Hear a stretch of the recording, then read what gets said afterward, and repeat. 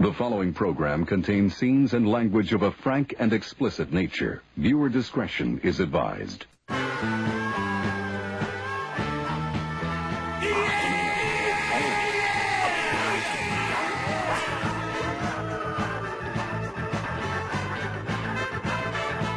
Yo, what's up, everybody? It's your boy, Malik Canada, back once a motherfucking again. And we actually kind of pre-started the show today, and we're on the topic of religion and atheism and everything theology. So I'm going to let you guys hop right back into the discussion here, and hope you guys enjoy the show. What's up? For sure. All right. I never really cared for Jacqueline Glenn's or Cult Dusty's videos because they seem to be very rudimentary. Like if you just deconverted from like a religion, then you know it was that you're the target audience of that.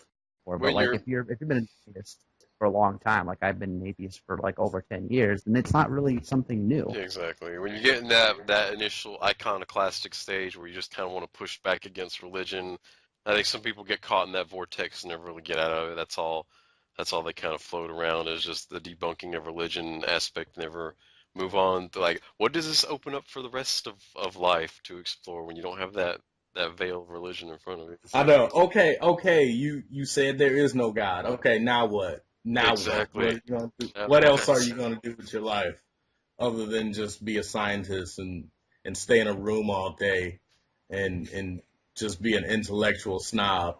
Like, what else are you going to do? Well, not even that, and I think that's more to the point where what Kevin is saying, those guys aren't even up to that level of being a scientist and actually making some kind of real contribution to human society and the body of knowledge. They're just kind of sitting there like poking fun at religion, you know? They haven't really changed, and I can guarantee you, if you go back to watch these people when they were religious, they were the kind of backslidden churchgoers that never really added anything to the church either. They wouldn't donate anything into the offering plate. They wouldn't come to mass. They wouldn't confess their sins. They wouldn't go out and evangelize and tell people about the Bible or anything like that. They were just pew warmers, you know? And nothing's changed now that they've become atheists, you know? I love how like Dusty has like patented logic though. I just think it's like so funny. It's like, yeah, logic, trademark by Dusty. In the early days when I was subscribed to his channel, his videos were funny. Of course, at the same time, I was also kind of new to atheism as well. I officially left Christianity in October 2005, so I guess it's 10 years now that I haven't been a Christian, but I didn't become a full-fledged atheist until around like early 07, and mostly thanks to the YouTube online community, you know, atheist community. And so his channel was getting popular at that time as well, so I kind of got into that with him and Thunderfoot and Iron Ra and Don Exodus and that whole crowd. I remember when like I like the first YouTube atheist I watched was, of course, oh my god, I'm embarrassed to admit this now, but it was Brett Keane because he was really popular back then. And there was another YouTuber that I really liked. He doesn't make any more videos relating to atheism or skepticism or anything like that, but his name is what's his name? Gisburn 2000, Dick Gisburn. I really liked him. And there was also Captain Awesome, but I never really watched any videos from him, because he kind of like bored me. But like him, and I remember like watching some of TJ's videos, The Amazing Atheist, but I never really I never really started watching his videos regularly until about a year or two after his channel became more established, like around 2007 or 2008. Yeah, and in those earlier days, I mean, first of all, because those arguments and that whole content and that whole way of life was new to me, I was digging like Cult of Dusty and guys like that were kind of on that shallow stand-up comedian kind of level, Coughlin and all those kind of guys. But even after a while, after that stuff kind of came redundant to me, I still watched them because their commentary and their way of presenting it still seemed kind of funny with this whole logic shit. But now, looking back, it's just kind of like, move the fuck on, dude. Grow up a little bit and just move on to something else. Shit. Yeah. But it's funny that you say that because it's like they never really ask like any philosophical questions to why they're atheists. They just kind of an atheist, you know? Like they don't.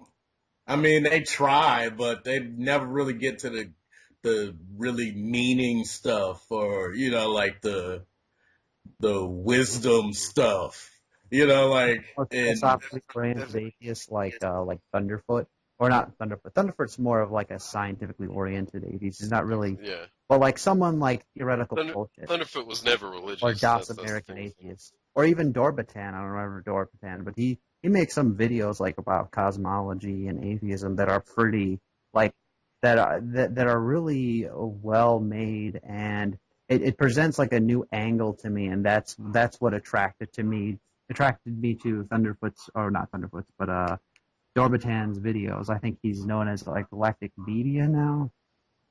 But yeah, and like I just find it so like ironic that Brett Keane is now religious, even though he's like, you know, his name is just like that surprised dude. He told me that, like, really, Brett Keane. And his whole, yeah, exactly, and his whole reason for converting back was just because he said atheists were being dicks to him and Christians were being nice. Like, that's it? After everything you've learned about critical thinking and logic and all this shit, that just goes to show to me, like I said earlier, it just they're still the same kind of person and the same kind of mentality as when they were religious. Nothing has changed. It's just a different position they've taken, almost like when the same person goes from being a Republican to a Democrat or whatever.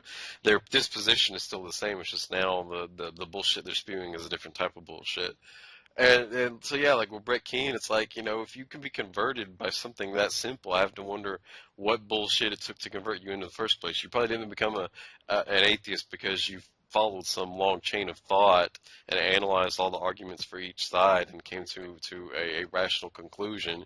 You probably just converted because you were fed up with religion's bullshit. Like, I want to masturbate and I want to watch porn and I want to cuss and drink beer. So fuck religion. I want to be an atheist now. And that's probably the only reason you converted in the first place. If something as simple as the atheists were mean to me, so I'm going to be a Christian again is what converted you, I'm like, give me a break. And people who are like that are doing a disservice to both. Like you're not doing, you're adding nothing to Christianity by converting on such a whimsical term. Like that's not fair to the Christians, even though I have nothing to say in favor of Christianity at this point in my life. But it's like that's not being fair to the Christians either. If you're just converting because I think you're nicer people than these people, like that's not what their message is about.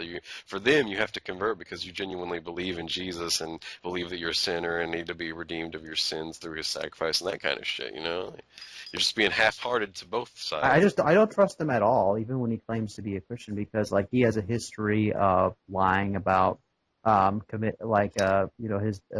history with domestic violence involving his wife. He plagiarized a poem once. He's doc dropped a few people, and he basically has he's basically a pathological liar. So I don't even know if he's being serious when he's saying that he's just a Christian, or even when he was an atheist. I don't know what he is, but I don't know whether or not to believe him or whether or not he's just one giant troll, which I suspect that he is. Right. And Because that was funny. In I didn't believe it either. The very first few months when he allegedly converted back, I was calling Poe on him. Like, this guy's got to be doing the Poe thing right now, because a lot of the arguments he was also using, like just his tone was coming at you like he was total wet, like Fred Phelps, Westboro Baptist, the tone in which he was bitching at everybody, but also a lot of the arguments he was using were the same arguments he was debunking in his own stick-cam room just a few months earlier. I'm like, Brett, you know these arguments thoroughly, back and forth. You know how to debunk them. Why are you using that same garbage? This has to be a joke. Yeah. I think he is. He like always likes to use like words like situation or like individual, and he'll like mispronounce words, and I'll just like laugh because he sounds like such a moron trying to pronounce them. Like I've heard him use like situation like over and over again. He just like really likes that word situation. I hear those are the signs of people with a small vocabulary, and thus by extrapolation, however unjustified, perhaps a small intellect as well. When they have to keep substituting in the same word for various different contexts. Yes, but that's also a form of brainwashing. If you can make a complex thing seem simple and repeat it over and over again, that was Joseph Goebbels' tactic. Just like he always said, and this is a quote by Joseph Goebbels, propaganda works best if those being oppressed by it are manipulated, that they're convinced that they're acting upon their own free will, and that's why you use terms like situation and individual, because you want to sound as objective as possible, but still keep the passion of a fiery speech. He would use Sorry, that. He would like invoke communications that term. majors. So yeah. He would invoke that term even when it wasn't the most accurate term to use. He would like if there was like he was like putting a bowl of like noodles on a table. Like I just put it on that situation over there or something. Put it on top of that situation. The way you're describing it reminds me of that. Have you ever seen that Family Guy clip where Peter thought he was smart because the rest of the family let him win a Trivial Pursuit game? So he started watching like the intellectual shit like NPR and all that kind of shit, and he heard the word shallow and pedantic. Had no idea what they meant, but he just started using it for everything, yeah, out of context and whatnot, just because they sounded like intellectual words. He's like, Lois, I find your dinner shallow and pedantic. That's funny. But that sounds like the way you're describing Brett now. That sounds like what he's like. We got a situation in this situation, meta situations, I find this dinner an unpleasing situation. and like he does a lot of heavy breathing in his videos too, like. Well, that's just because he's fat. Fat and out of shape and old. He's getting older now. He's got to be in his 50s by now, right? Yeah, I don't remember how old. I think he's like in his 40s. Like he was born, I think, like 1970, mid 70s. I think he was born. Oh wow, well, he's a lot younger than I thought. Yeah, but he does have a lot of gray hair, so I wouldn't be. So he does kind of look like he's in his early 50s. Yeah. And like I remember like watching like a clip on the Drunken Peasants podcast. I don't know if you've ever heard of them. The Amazing Atheist is on it, and he does a show with like Ben and his brother, and it's just like really just satirical. And Galen. And Galen. Oh my God, I hate him. And and like sometimes Brett will just he won't identify himself as a theist. He'll call himself like a God believer. I'm a God believer. It's like that's as bad as like Ray Comfort saying I'm not Christian. I'm not religious. I'm Christian. I'm not religious. I just love Jesus. Yeah, I'm not a junkie. I just love illegal drugs. Yeah. This double speak. I don't like salt. I like sodium chloride. What the fuck?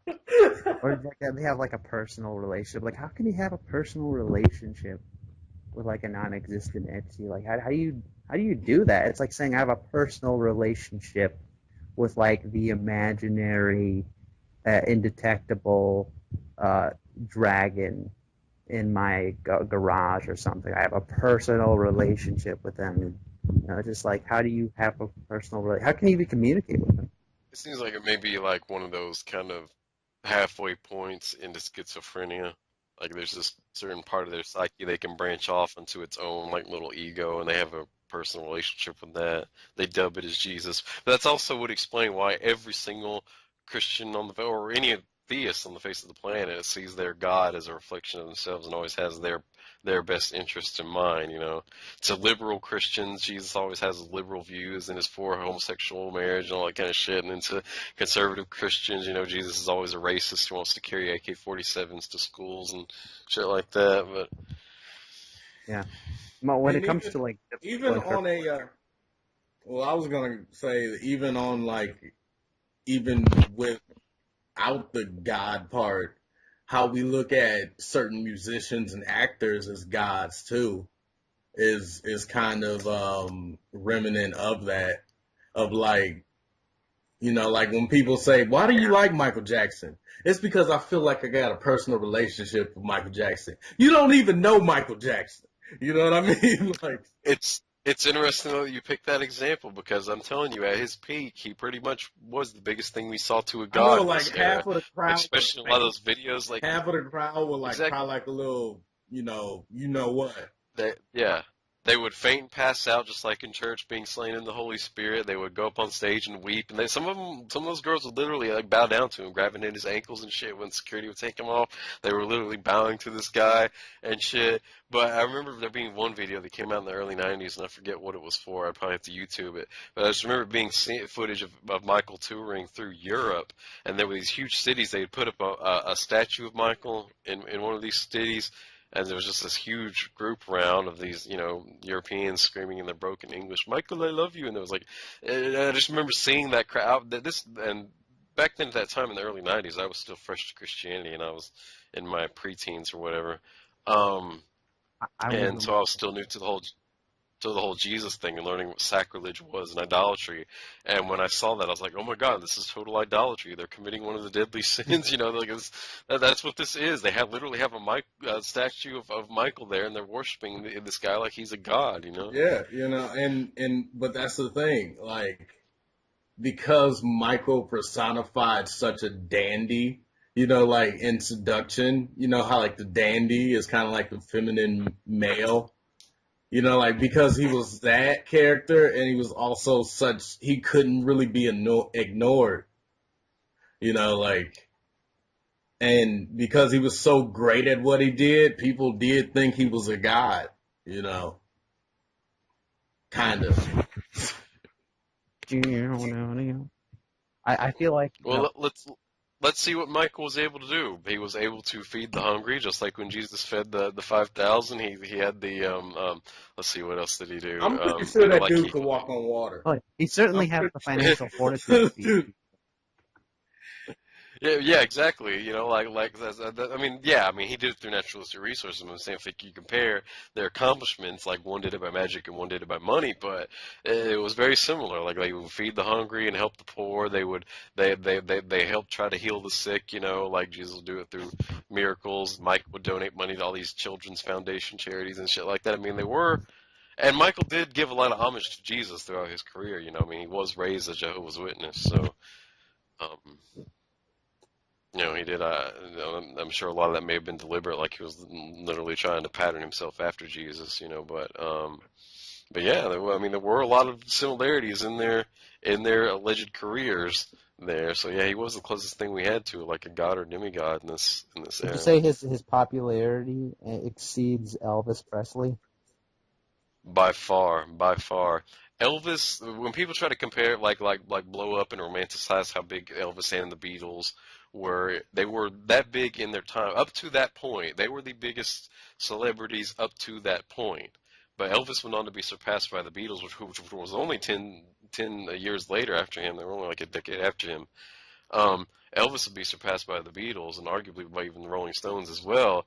But the Stones and the Beatles were surpassed by Michael Jackson. Now, I will cut them some slack in that the media, the technology and shit, like they didn't have MTV back in those days. Like, so the media technology that was available in Michael's era for most of his career was not accessible to the Beatles, and in turn, even less was accessible to Elvis.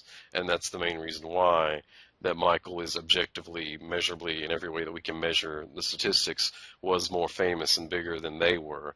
But if they had had access to that same media, would that still be the case? Maybe not. I might give the Beatles a little bit of an edge there. But yeah, but definitely by Elvis by far. Basically Elvis's whole gimmick was he took what was popular in the counterculture, like the underground counterculture in the 50s, where you might say the beatnik culture, amongst okay, first of all, amongst minority groups like the blacks and shit like that were starting to uprise into the civil rights movement, but also like the hippies, as it would be in that era, but the hippies and beatniks and shit amongst the white, like college age students who were kind of getting in on that as well, like in this liberal progressivism.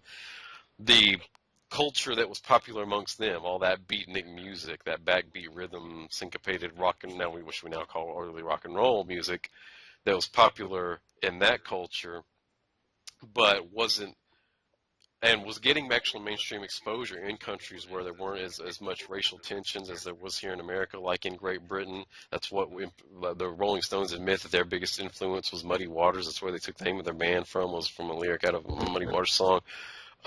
They would listen to that black blues and jazz from like the 30s and 40s and shit, and black musicians could get popular over there without all the racial tensions that we have here in the U.S.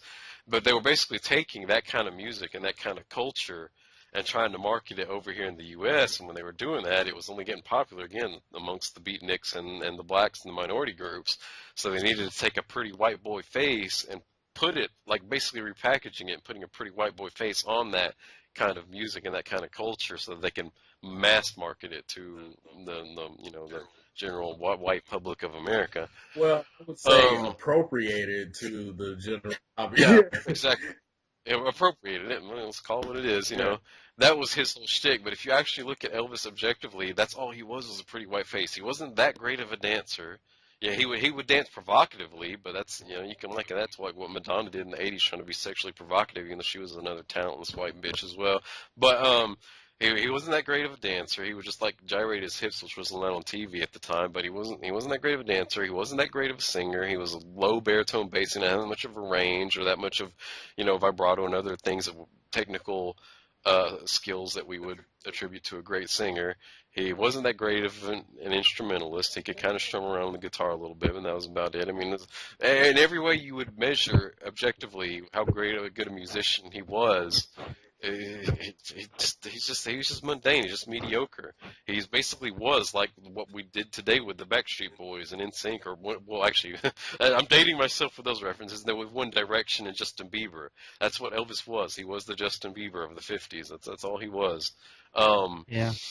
The Beatles, though, they were a little more innovative than the Beatles and the Stones and Yeah. other big bands of that counterculture hippie movement. So I might give them a little edge if they had access to MTV and Napster and shit. But But and all the and technology. I also, wonder, Go ahead. I wonder honestly, if I was gonna say something, but yeah, honestly, Michael Jackson like had so much talent because of Joe Jackson. Joe Jackson, I mean, put him in areas like he put him with the Motown artists and the what's his name? James Brown and all of those artists so he could really soak up some real good game and how to be a better musician. To honestly, no person could really top Michael as far as musicianship because he had so many sources in order to base his career off of. Like, and Joe Jackson hooked that up.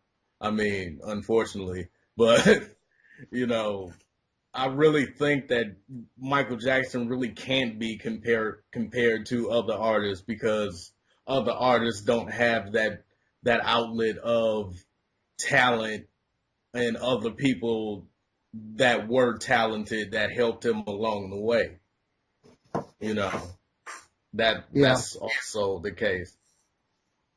I wonder if the 'Cause he had Montana. Quincy Jones, he had all the Motown dudes, James Brown, he had Well, yeah, I mean, you do have, yeah, I mean, I think that goes without saying, though, the point you're making. I mean, it wasn't just pure talent that got him over. He had the machine behind him. But that's why I compared him to Elvis and the Beatles, who were acts that also likewise had the machine behind them, instead of comparing him to other like people within him, like say his own genre or whatever. Um, that and basically like if all other factors considered are the same, the deciding factor would be like both his talent and the media technology, how far it had advanced by the time his career reached its pinnacle. I wonder if something like talent even technically exists, because if talent is defined as something like a natural ability that isn't learned, then is anything really talent, or is everything just a skill? Well, I think yeah, talent could probably be more better defined as your aptitude towards picking up that skill. For some people, it will come easier than others, and I think the ones that it comes easier to are probably what we might consider talented. Whereas the people have to work really hard at it to just move ahead only by inches at a time. That those are probably people without talent. But yeah, I see what you're saying. Yeah. talent is like perception in a way. Like, people that are naturally gifted, perfect example, Will Smith, Denzel Washington. Denzel Washington is talented. Will Smith had to work on it in order to get it. Like, he had to develop that skill. He wasn't naturally talented. Denzel, it's something about Denzel. When you see him, it's like, man, that motherfucker's got something. You know, it's like, that dude, Right. man, think you can do this to me? You know, like, I'm the Right, police. exactly. I run shit. You know, like, yeah, and then there's like Will Smith that really had to work on it. You know, like, he had to, like, be on the Fresh Prince of Bel-Air, had to learn, you know, but he got there eventually. You know, like, eventually Or he got the kind of to a successful actor, and he was believable. But Denzel was already believable from the start, though. Like, even in his movie Glory, like, when he cried in that movie, everybody was like, man, I feel that, though, you know.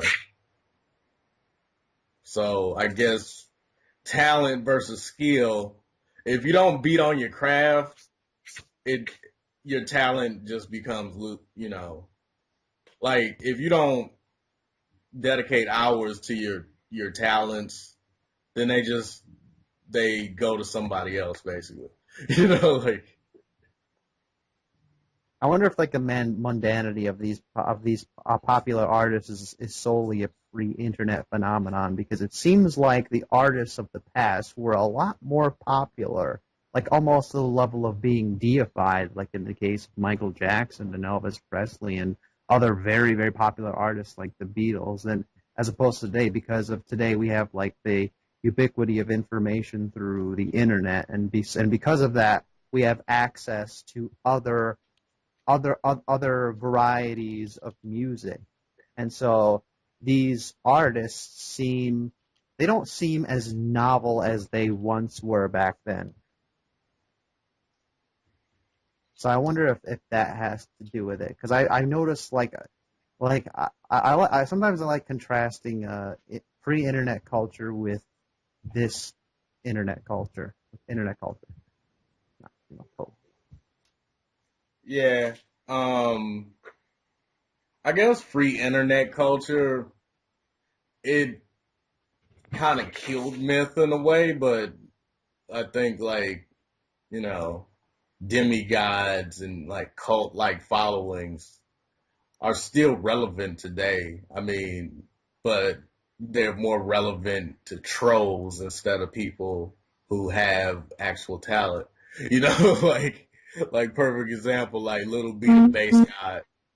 Like, that dude has a cult like following just because he dresses kind of androgynous and talks about his penis for like a whole 3 minutes or so. You know, it's like, Yeah. you know, like, that dude has no talent whatsoever, but yet people love that dude, you know, like a demigod. So I think, in a way, computer culture has not necessarily killed demigods, but it's created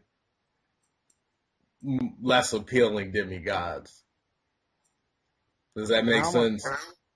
Yeah, I almost wonder like if like radio stations are even relevant anymore because of the internet and because of applications like Spotify, which you can listen to on your smartphone. Like, do we even need radio stations anymore? right.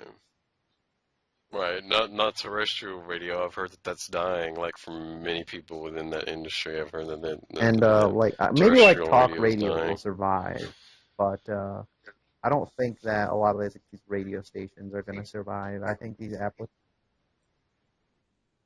It'll only survive by amalgamating the podcast industry into itself. Like, what they're broadcasting live over the radio, they need to record and also upload to podcast venues like the iPhone and shit like that. So that's the only way terrestrial radio will be able to survive. But kind of like the way television is currently immigrating internet streaming into its industry with things like Netflix and your TVs that also A lot of function people are as a like watching PC. and so like TV is dying. Exactly. So I want to know how many people still watch TV. Like say like this is how much viewership has dropped across all networks on television. I would say if you have a television series that keeps up with the times, then you might have a show because there's still like baby boomers that are still watching, Empire and like, what's that movie? Like stuff like Empire and stuff like that. I don't But really those are people that like are pretty much, you know, Two things I think people will always still watch on broadcast television: sports yeah yeah. and the news. I receive most of my news from Facebook. Like I don't even bother going to actual news websites. I just see like an article that was posted by someone or some page that I like well, that piques my interest. I'm gonna click on read it. Or I watch videos on YouTube. I don't really watch TV or anything like that. I haven't watched TV in years and years, so like I don't even know what's on anymore.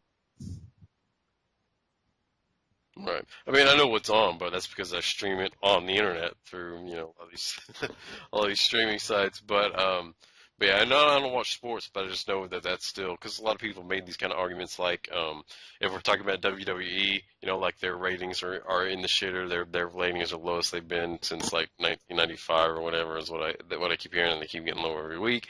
And a lot of the excuses that both the WWE itself and fans are using was like, well, we're talking about, well, technology is changing. Nobody's watching television anymore. Now they're all going to the internet, so we need to have the WWE network, and we need to incorporate ourselves into Netflix and all these other venues, which there is some merit to that argument. But at the same time, if you watch Monday Night Football ratings and all these other traditional shows, these traditional sports, World Series and all that kind of shit, their ratings aren't going down. Their ratings are remaining the same in spite of the change in technology. So I think people are just inundated yeah. with all of this new content on the internet that it's just like, why would I even bother watching WWE anymore? Like, I used to watch wrestling. I mean, you always thought I Right, watched exactly. wrestling when I was younger, and my favorite wrestlers were like Sting and who else? There was Sting and there was Edge. I kind of liked Edge. I liked The Rock, but I remember like all the wrestlers from like the '90s, like Hulk Hogan was still relevant, and there was like Goldberg and all that, and like Stone Cold Steve WCW Austin.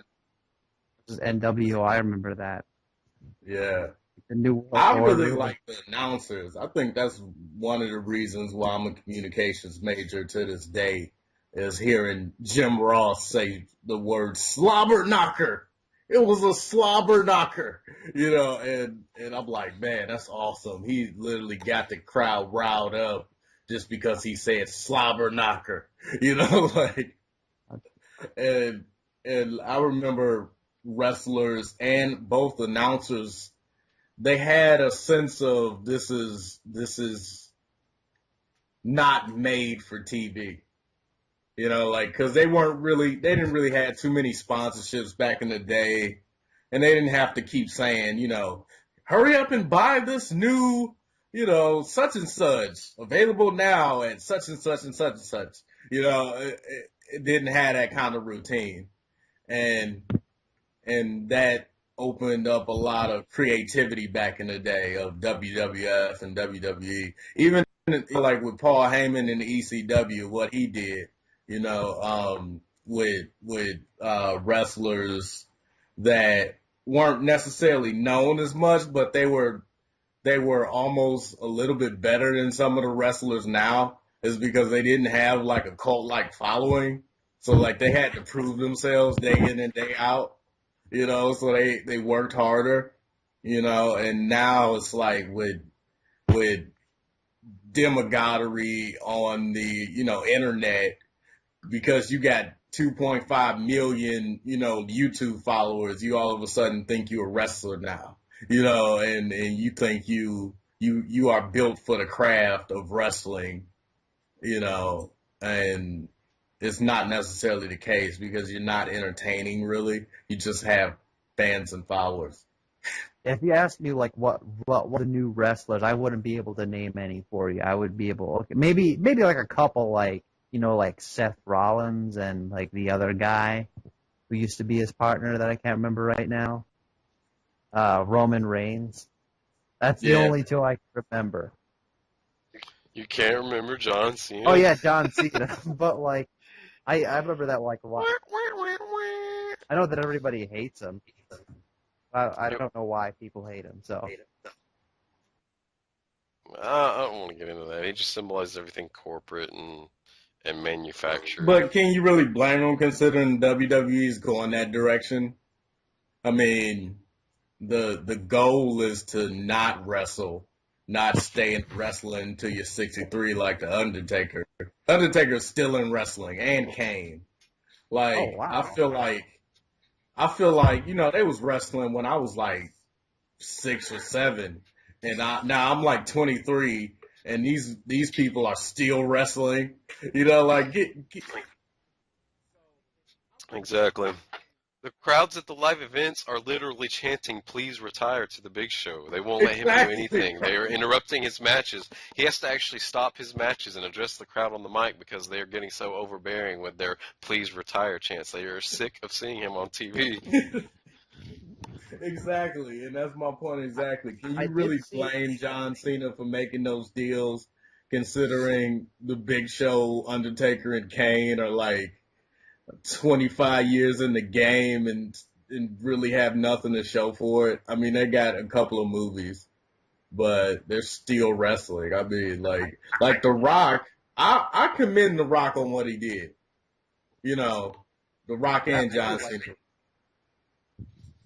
He was one of my consistently favorite wrestlers. So there was never like a real like there were very few wrestlers I liked, but The Rock was one of them, and like Sting was another. I never really cared for the others though. And I was like, I did play as a few others like Kane and The Undertaker back in the 90s. I remember thinking their like themes were like creepy.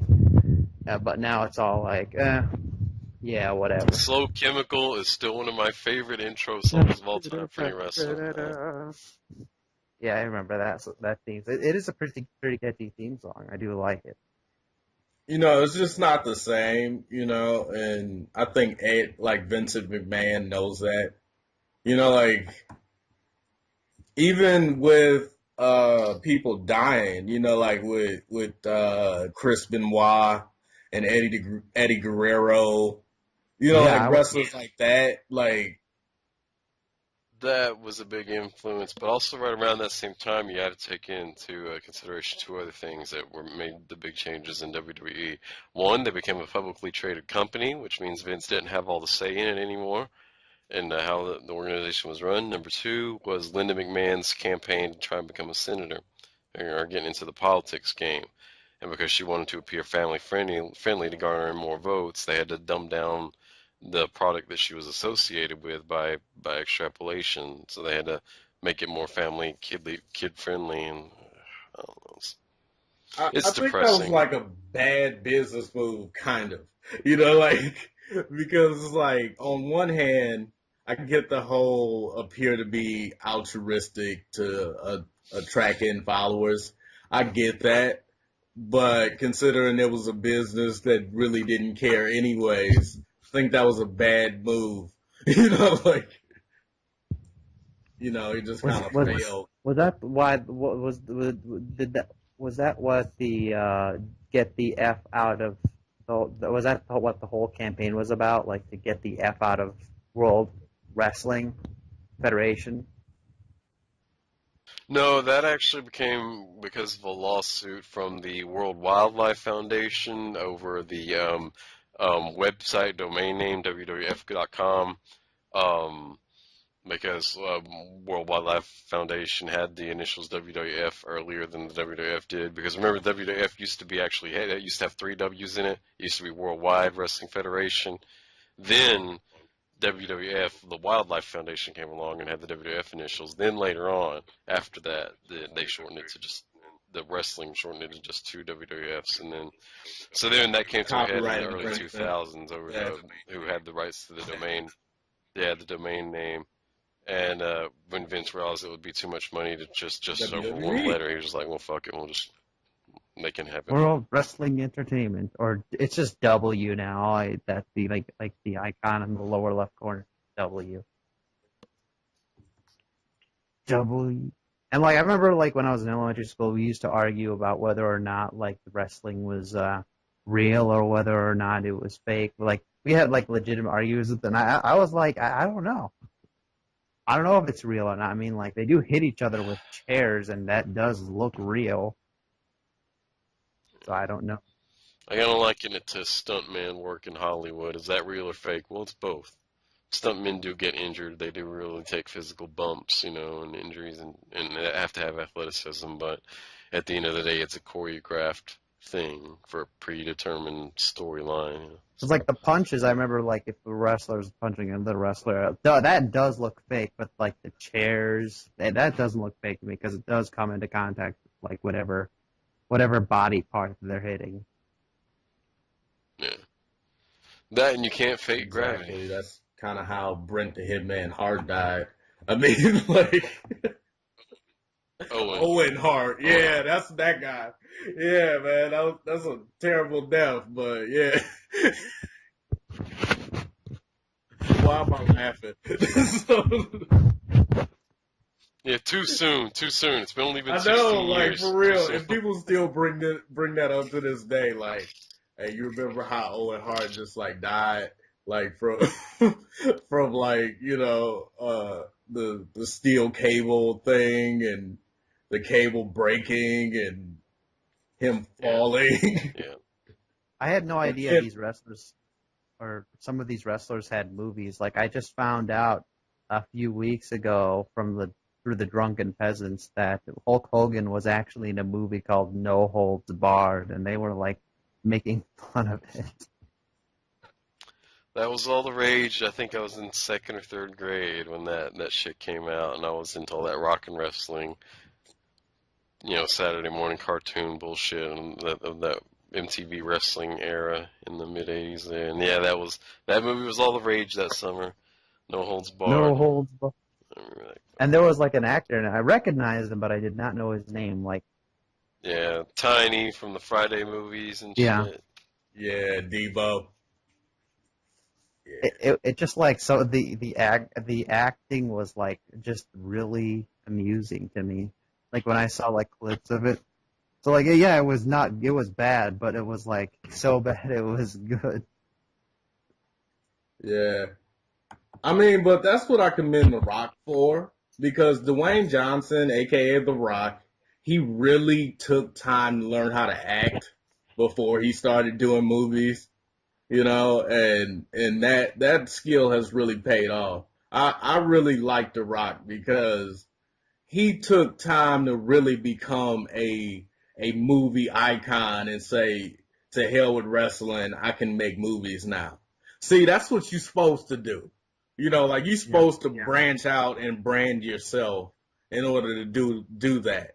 You're not supposed to be 63, still in the WWE like Ric Flair or something. You know what I mean? Like that's not I cool. did not know he was still wrestling. Exactly.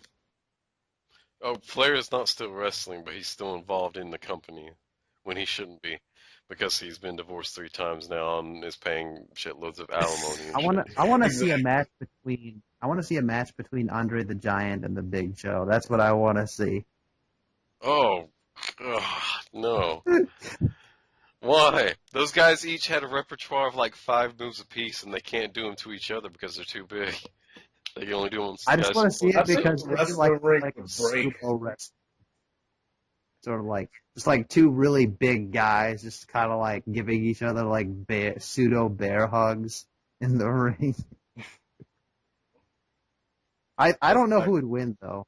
I don't know who's bigger. Maybe About a snooze fest. I mean, you don't even have to imagine someone as big as Andre the Giant. When you watch Big Show wrestle guys even remotely close to his size, it is always a snooze fest. Like whenever he wrestles Mark Henry, or whenever he wrestles Kane, and, it's just like, oh God, you two lumbering, like stalking power.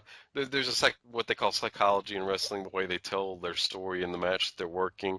And when you have giant guys like that, their approach, their character, their gimmick in the ring, the way they tell their story, as they're supposed to be like the predator stalking their prey. They're supposed to be slow and plodding, and they walk around the ring in big strides and flail their arms like a Cro-Magnon Neanderthal, and they chase down the smaller guy who has to kind of be more aerial and acrobatic to kind of make the match believable, like he actually has a shot against this giant.